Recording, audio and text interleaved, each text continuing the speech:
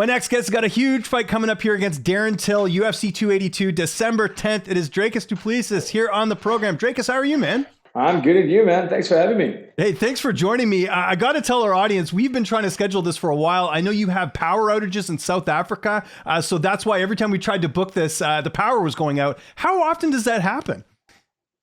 Well, at this stage, daily, about twice. Oh, So we get wow. around 2 hours at a time. Well, welcome to Africa. But it is beautiful and it's a lot of fun to live here, but it comes with its challenges. Before we get into your fight, obviously big fight last weekend with Israel Adesanya, Alex Pereira. Alex Pereira, the new middleweight champion. Just your reaction to his performance and knocking out the former champ, Israel Adesanya. Man, what a big ups to him. I mean, he went out there, got rocked badly in that first round. And, it was, he just took everything that Izzy could throw at him and he walked him down and, he wasn't scared of Izzy striking. And even weathered the storm, got Izzy on the ground, which a lot of wrestlers struggle to do. I think that was the element of surprise, but kudos to him. In that fourth round, I think Izzy could have done a little bit more to get him out of there because Pereira just looked out of it. But Pereira coming that fifth round, leaving it all in there, and now he has a UFC title.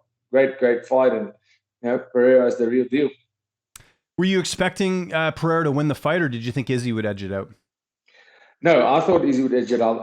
Was actually in my mind, I said I think Izzy might get a submission win, get his first submission win, because this was his chance to show I'm not only a striker, I'm an MMA fighter, and use that MMA experience that he has on Pereira. And he obviously did try that. He did very well when he actually got him to the ground, and I think Pereira was just a little bit too strong for him. Is he not being what you would call a grappler per se?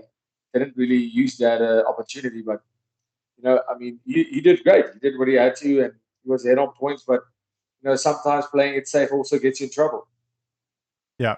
If it looks like the rematch is going to be next, who would you favor there if it was to happen? Because a lot of people felt like Izzy was winning the fight going into the fifth round. Absolutely. Yeah, I think Izzy was winning that fight. I think he most certainly was winning that fight. I think the second match is going to be interesting because what is Izzy going to bring to the table that Pereira hasn't seen already?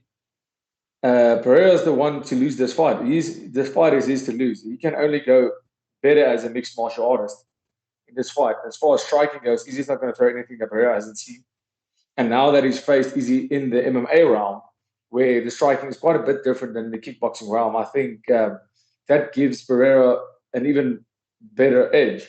This gives him more time to work on his grappling, wrestling, and also gives Izzy a lot of time. So it's going to be interesting. I think Izzy has the right people around him to help him to become a good enough wrestler to be able to take the fight down. But I think in terms of the stand-up, now Pereira has even more of a blueprint how to beat him. Yeah, no, it's very interesting. Let's talk about Darren Till. Just first, how excited were you to get this matchup? A really big name in the division. Yeah, absolutely. I think getting this fight is massive for me. Even though the Darren Till that we know and the Darren Till that showed up recently in a lot of his last fights wasn't the same guy. I think he took some time off, and I think we most probably going to see the best Darren Till in there next. So even though he's in terms of rankings because of his inactivity, he moved up quite a bit higher to like 9 or 10, I think. But Darren Till is still one of the biggest names in the whole organization. And it's massive for me. It's a big opportunity, and I'm going to make it count. Were you surprised at all to get him as an opponent? Because it seems like the UFC has been very strategic about, some of the opponents he's got. Like, you're a very dangerous opponent for him. And so that's why I was kind of like, hey, great fight. But I was also surprised that you got this opportunity as well. Yeah, I think the UFC wants to see the star power that I do possess.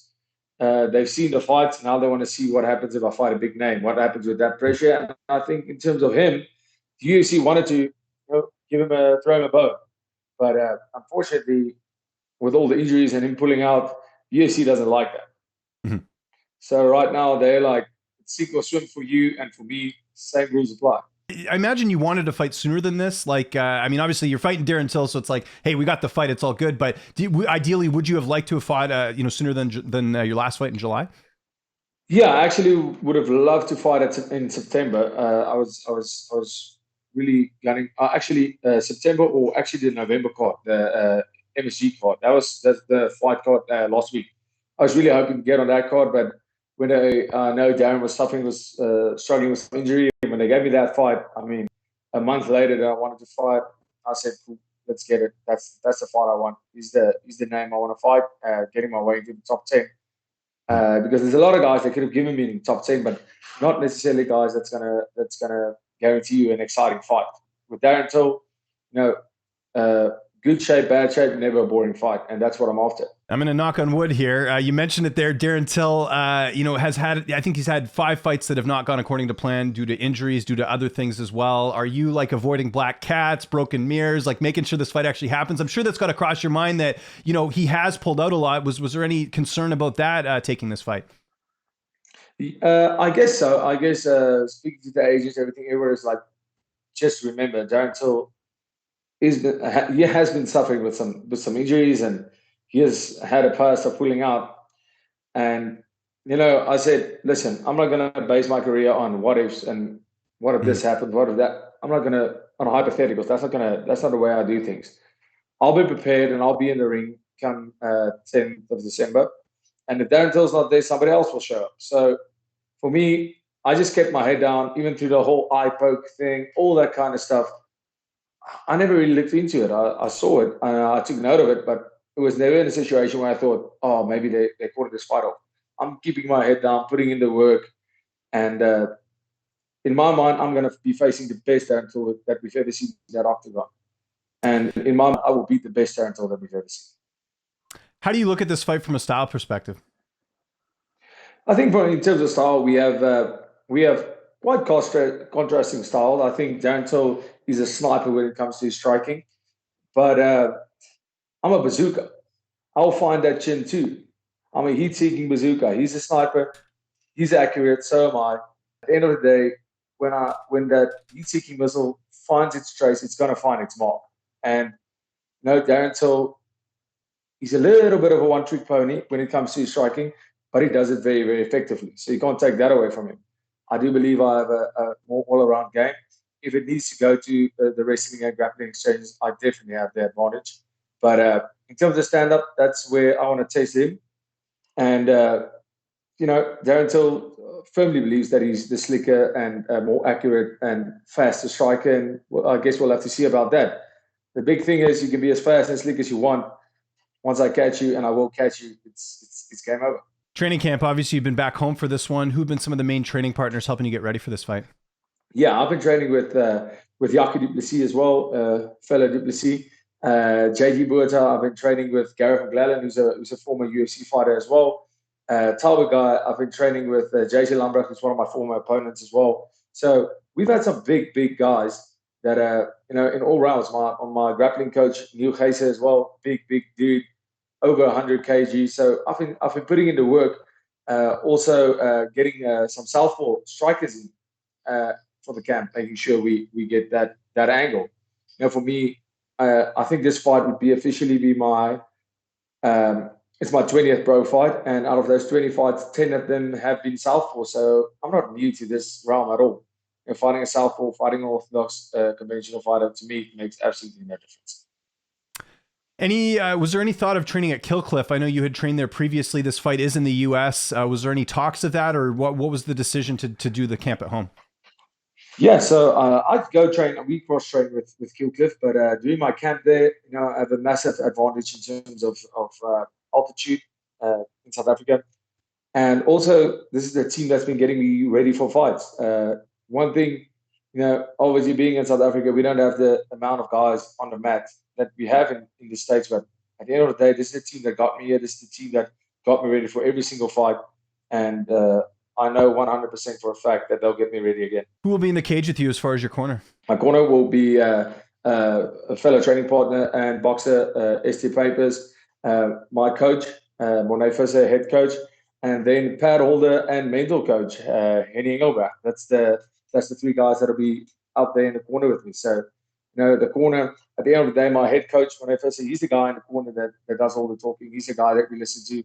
He's the guy that takes the information from all the other guys, and he translates that information. But at the end of the day, I'm going into that fight. If there's any in-fight adjustments that needs to be done, head coach will take care of that. He's keeping a close eye on my camp, no matter what sessions, no matter whether it's grappling, wrestling, or striking. He puts it all together. So at the end of the day, he's the guy that knows exactly what's going on. He's been the only coach that I've ever had as a professional.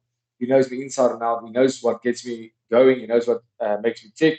He knows when I'm too excited. He knows when I need to be switched on. So, that relationship is all I need when I get in. How do you see this fight playing out? Because what's interesting, Darren Till extremely tough to finish. How do you see this one playing out on December 10th? I think Darren Till is an extremely tough guy to finish. He has that willpower to always keep on going, no matter how tired he looks, no matter how fatigued he looks. But this is not going to be this fight. I think I can almost guarantee you this fight is not going the distance. And I believe finishing Darren Till either by KO or TKO in the second round. We talked about it there. Darren Till, a very big name in the division. He's ranked. A win here, where does that put you on the projection of fighting a contender next? Do you feel, because I actually was at your fight against Tavares, and it was interesting because Israel Adesanya also fought Tavares years ago, and that was the big fight for him that gave him sort of the bigger names after that. Do you see a similar thing happening with you if you get a win here over Darren Till? Yeah, absolutely. Brad Tavares is a gatekeeper, and he is no easy gatekeeper. Make no mistake. He's one of the toughest men on earth. But after this fight, beating a guy like Darren Till, being in the top 10, I believe will give me the shots at the bigger names, at the Jack Mansons, at the Marvin Vittoris, at the Paulo Costas. Getting that main event fight night 5-rounders. That's what I want, to be prepared when I fight the champion. I don't want to go in there with any easy route. I don't want to go in there thinking, I beat this guy, I don't know how to beat this guy. I want to fight the best. And when I get my title shot, I want to know that I beat the best to be there. I want to be proud of my title shot just as I want to be proud when I win that belt. Going to take a sharp turn here. Obviously, some tragic news over the weekend, the passing of Anthony Rumble Johnson. Did you ever get to work with him, or did you know anything about him just previously? Because I know he obviously trained a bit at Killcliff as well. I know he's dealing with a health issue, which ultimately led to his passing. Yeah, I mean, amazing guy. I met him quite a few times. We actually shared the mats also quite a few times while I was training there. Just a humble, nice guy. I mean, everybody in the gym always loved him. He's a gentle giant, and it's extremely sad to see somebody like that pass away at such a young age. I mean, he had his whole life in front of him, and just an incredible athlete, incredible human. May he rest in peace. Thoughts on fellow South African Elon Musk buying Twitter? Well, I mean, I don't think he considers himself as a South African, to be honest. No, I know. He was born there, though, so I had to make the joke. Yeah. No, for sure. And I always like to say I'm going to be the biggest thing to come out of South Africa ever. And friends will be like, yeah, no, that's great. We're rooting for you, man, but you have to compete with Elon Musk. Remember that. I'm like, oh, shit. That's tough competition, man. The richest man on the planet. But, yeah, I mean, rich people are going to do what rich people are going to do. Fair enough. I like that. And before we get out of here, what's downtime looking like? I know the focus is on camp, but you getting in any Netflix time or any video games, or what do you do when you're not training? I always like finding that out. That's it. I mean, I'm a big fight fan, so I watch a lot of fight video, not only MMA, but kickboxing fight, boxing fights, jiu-jitsu. I'm a massive fan. Also like to watch my fights a million times, my opponent's fights. Big Netflix fan too, and that's what I do in between sessions. I do play a little bit of PlayStation too, but between gym, training, eating, sleeping, that's about it. Getting to family responsibilities, or getting to go to family responsibilities. That's a big thing for me, and even in camp, and it's tough because Sundays is my off days, and sometimes I just want to be just lie on my couch, maybe walk from the bed to the couch after the UFC fights, because we have to start watching them at 2 a.m. and just spend the whole day just recovering from the hard week, and for the hard week that's on the way.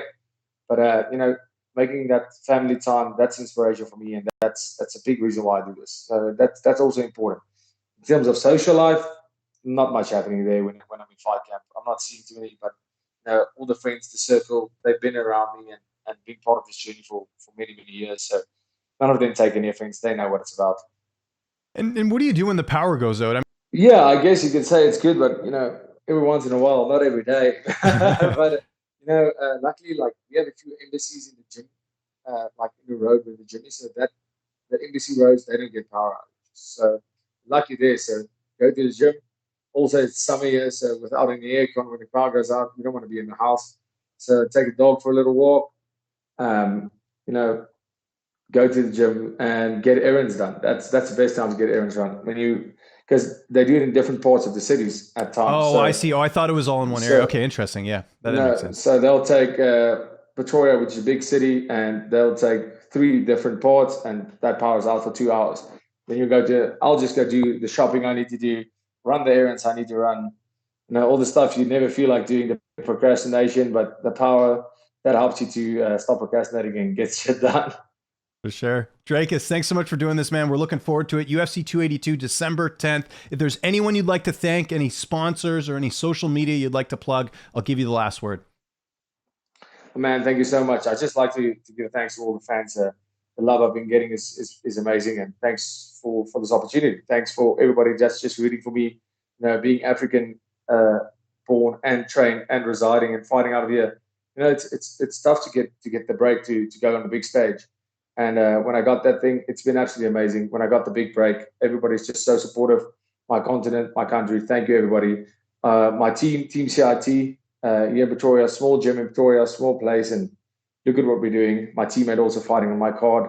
It's going to be amazing, and then of course our team's head sponsor, USN. Amazing to see massive companies, big companies, just investing in athletes, investing in sports, and giving us the opportunity to live out our dreams. And to every sponsor out there, thank you, because you're giving athletes the chance to follow their dreams.